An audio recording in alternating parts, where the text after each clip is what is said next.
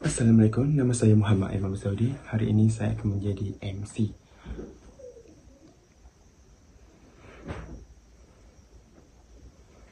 Satu, dua, tiga.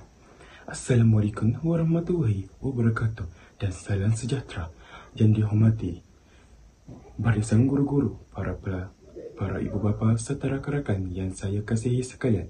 Selamat datang dan terima kasih kerana hadir ke majlis yang diadakan pada hari ini. Alhamdulillah dengan izinnya kita dapat berkumpul dalam suasana penuh ceria dan harmoni bagi menjayakan majlis yang penuh bermakna ini. Bagi memulakan majlis kita dengan keberkatan, marilah kita sama-sama menadah tangan dan mengaminkan bacaan doa yang akan disampaikan oleh Encik Aiman. Dipersilakan.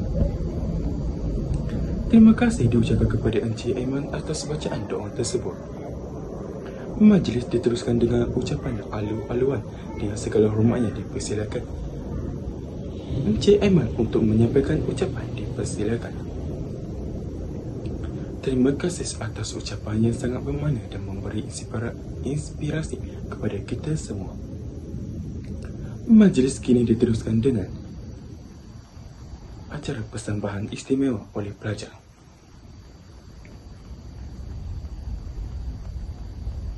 Alhamdulillah, kita telah sampai ke penghujung majlis. Sekalung penghargaan saya ucapkan kepada semua yang terlibat menjayakan majlis ini, guru-guru, pelajar dan semua yang hadir. Saya memohon maaf atas sebarang kekurangan sepanjang saya mengadakan majlis ini. Semoga segala yang kita raikan ini menjadi kenangan yang manis buat kita semua.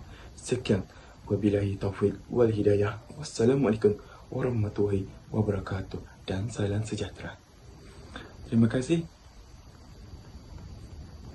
Ringkasan sebagai MC daripada Muhammad Imam bin Saudi untuk kelab pengucapan awal.